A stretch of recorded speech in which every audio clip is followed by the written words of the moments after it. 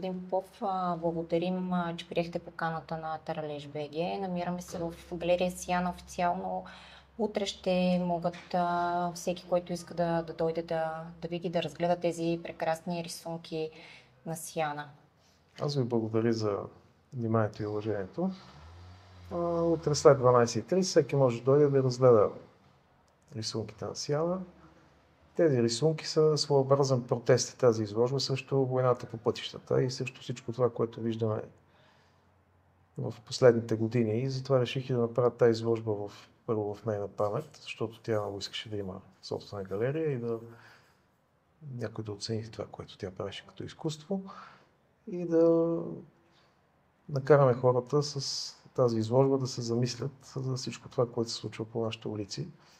Утре Сияна щеше да стане на 13 години. Точно така, тя никога няма да стане 13 години, защото живота ѝ беше отнет по брутален и безумен начин. Какво искате да й кажете сега? Освен, че я обичам, и че много ме липсва, дълго няма какво да й кажа. 5 месеца минаха от най-голямата трагедия, която може да му се случи на един родител. Какво виждате? Какво се промени? Продължава войната по пътищата. Всеки ден продължаваме да виждаме в статистиката на МВР за загинали. Единственото, което се промени, е обществената нетърпимост. И тя достигна такива нива, че вече властите имащите няма къде да се измъкват. Тоест, трябва да ни дадат някакви решения, защото наистина това трябва да спре. Как да спре? Първо трябва да се дисциплинира системата.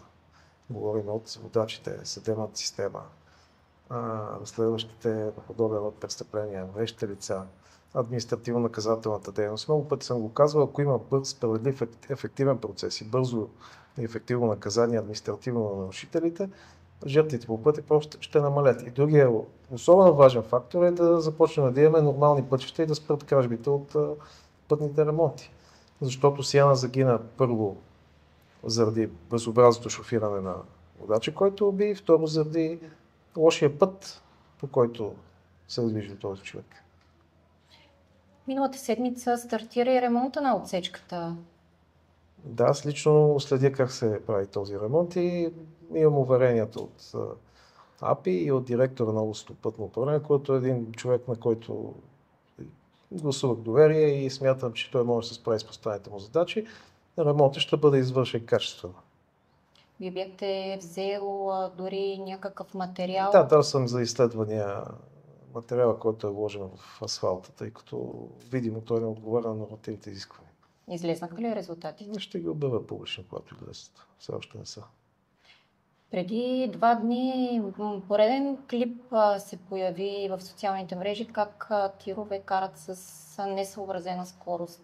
Но вижте, те не карат само с несъобразена скорост, те карат с превишена скорост и най-бруталното и фрапиращото е, че законодателят тихомълко под носа ни вдигна ограничението на камионите и моята теория е, че има сериозно лоби на транспортния бизнес в парламента, което си пробута тези законодателни промени и вече по републиканските пътища клас 1 и клас 2 могат да карат с 90 км в час, без да бъдат изобщо санкционирани, защото ограничението е 80 в момента, има толеранс от 10 км, а тази скорост от 90 км по тези пътища, например Бяла Ботевград, където загина Сияна, тя е убийствена. Изобщо не е възможно там да се шофира така, но въпреки това го правят. А клипа, който аз публикувах, ми е изпратен от шофьор на камион, интелигентен човек, който също е сгубил дете в друг вид инцидент. И той осъзнава своята отговорност, какво означава да седнеш зад волана на един камион от 20 тона и повече. И също не желая това да продължава, защото той вижда това нещо ежедневно на пътя. Аз не водя война с шофьорите на камиони в никакъв случай, защото както в всяко едно общество винаги има хора, които спазват правилата и такива, които не ги спазват. Воюваме само с тези, които са нарушители. Да, но въпреки всичко не спират инцидентите. Не спират, защото няма ефективни наказания. Няма бърз наказателен процес, няма бързо ефективно връчване на глоби на тези турски шофьори. Не им се свалят номерата, те не се глобяват. Човека, който ми изпрати клиповото, дори ми разказа как те си, когато ги глобят, смачкват глобата и свалят в кофата. И с това приключва проблема за тях. Тоест какво предлагате вие? Дори последните нарушения, които са отчетени от камерите на API за средна скорост, са 20% близо отварени автомобили. От тези 20% отварени автомобили, 85% са чужди водачи. Това са хора, които въобще до тях не може да стигне на санкционния режим. Това е нещо, което държавата трябва да направи. Аз нито имам правомощията, нито имам властта да свърши и да го глобявам. Да глобявам хората по никакъв начин. Това е изцяло функция на държавата. Тоест да стане както в Гърция, не може да преминем Естествено. границата, ако да си платим Въпреки, глоба. че има вече такива приети разпоредби, но аз до сега не съм видял да им тир със свалени номера. Вие видяхте ли?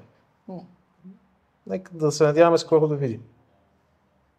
Пътищата у нас, как ще ги оцените? Пътищата у нас, особено в Северна България, са в окаяно състояние.